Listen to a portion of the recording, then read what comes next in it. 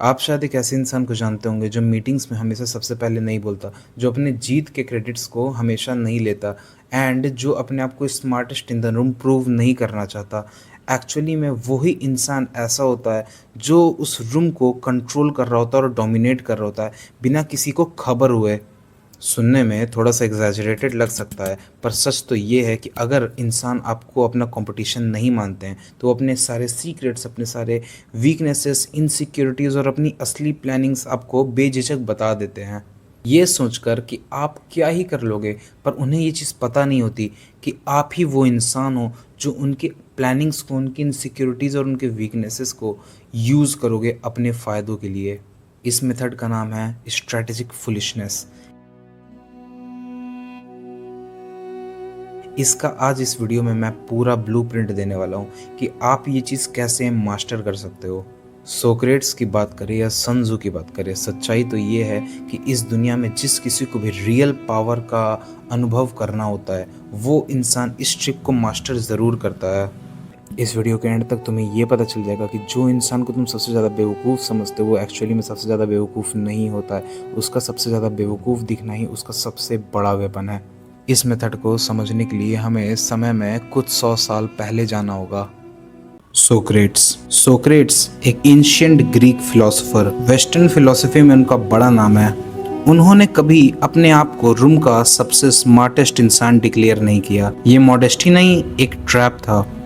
वो एथेंस के powerful politicians के पास जाता, खुद को कंफ्यूज्ड दिखाता और सिंपल सवाल पूछता शुरू करता। हर सवाल इनोसेंट लगता, लेकिन टारगेट एक ही था, सामने वाले को इतना बुलवाना कि वो खुद अपनी हर बात में खुद फंस जाए। एक पॉलिटिशियन बोलता, जस्टिस मतलब अपने दोस्तों की हेल्प करना, दुश्मनों को नुकसान पहुंचाना। तो इस पर सोक्रेट्स पूछता, क्या हो अगर आपका दोस्त ही गलत हो और दुश्मनों को नुकसान पहुंचाने से क्या होगा?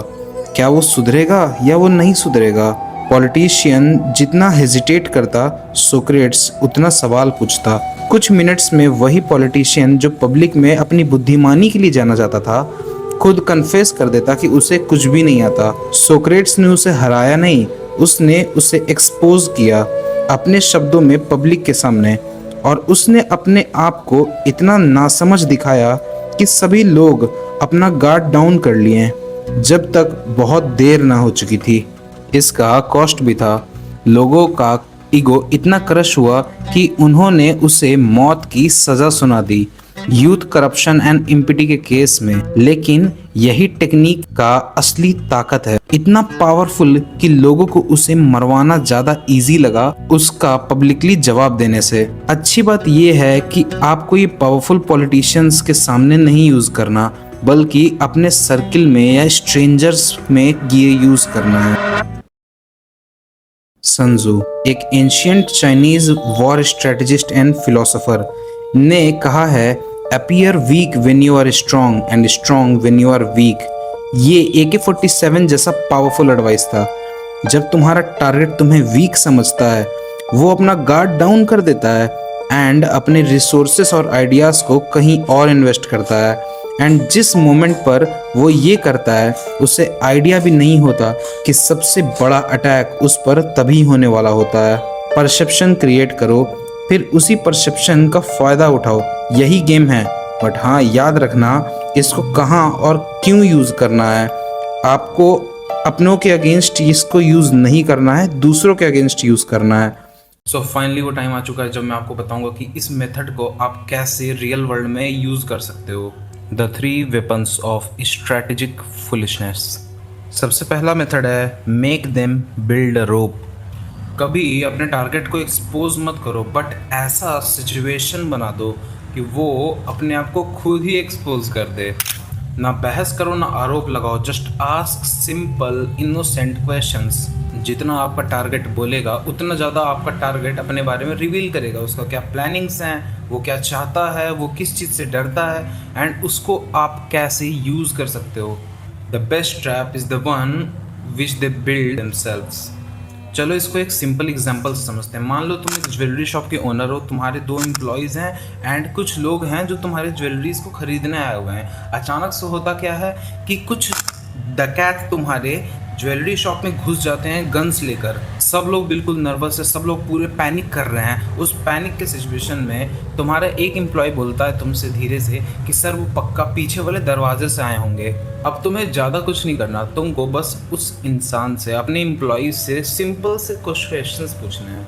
वो सिंपल क्वेश्चंस ऐसे हो सकते हैं कि अच्छा पीछे के दरवाजे से क्यों, तो वो अपने आप को एक्सप्लेन करना शुरू कर देगा। वो बोलेगा कि सर वो पीछे के दरवाजे से इसलिए क्योंकि पीछे के दरवाजे में कैमरा नहीं है, वहाँ सिक्योरिटी गार्ड अपना शिफ्ट हर रोज़ 9 बजे चेंज करता है एंड वहाँ का लॉक भी कमज़ोर है, इसलिए मुझे लगता है कि वो पीछे के दरवाजे से आया होगा। पॉइंट ये है कि ना तुमने उसके ऊपर आरोप लगाया, ना तुमने उससे कुछ खास क्वेश्चंस किया, तुमने बस सिंपल से क्वेश्चंस पूछा और उसने खुद पे खुद सारी चीज़ें बता दी। अब जब भी पुलिस तुमसे पूछेगी कि तुमको किसके ऊपर शक है तो तुम्हें पता होगा कि तुम्हें किसका नाम लेना है। ये वैसे एक एग्जाम्पल है, बट एग्जाम्पल से मैं आपको ये समझाना चाहता हूँ कि he build a rope for himself. दूसरा मेथड का नाम है बिकम इनविजिबल। ये मेथड हमें सिखाता है कि आपको अपने आप को एक कम दिमाग वाला नॉर्मल आदमी दिखाना है, सो दैट सामने वाला आपको अंडर एस्टिमेट करे, आपको जज करे और आपकी मजाक उड़ाए। ये मेथड आपको बताता है कि आपको अपने आप को कम बुद्धि वाला दिखाना है, सो दैट जो आपका टारगेट है वो आपको बेवकूफ़ समझे, आपको अंडर एस्टिमेट करे, आपके ऊपर हंसे। जिस मोमेंट पर उसे लगने लगता है कि आप बहुत ही छोटे हो उसके सामने, उस मोमेंट पे आप उसको एक नोटबुक की तरह रीड कर पाओगे। अगर इस चीज़ को एग्जांपल के साथ समझा जाए तो सोचो कि आप एक चेस का गेम खेल रहे हो। उस चेस के गेम में आपके सामने वाला ओपोनेंट है वो आपको एकदम शातिर आदमी समझता है। अब आपको जब तक शातिर आदमी समझता रहेगा वो आपके सामने अपना गार्ड डाउन नहीं करेगा। आपको क्या करना है कि शुरुआत के कुछ मूव्स चेस में बिल्कुल बेवकूफ़ इंसान की तरह चलना है, ऐसा कि उन्हें उसे पहले बार में ही लग जाए कि भाई ये क्या चल रहा है। वो तुरंत जज कर लेगा कि यार इसको चेस नहीं आता, ये बस ऐसे ही हल्का फुल्का प्लेयर है, इसको मैं आराम से हरा कर जल्दी गेम फिनिश कर देता हूँ। कोई भी इंसान यही सोचेगा। अब वो जैसे ही ये चीज़ सोचेगा वो क्या करने लगेगा, वो रेकलेसली अपने मूव्स को चलने लगेगा।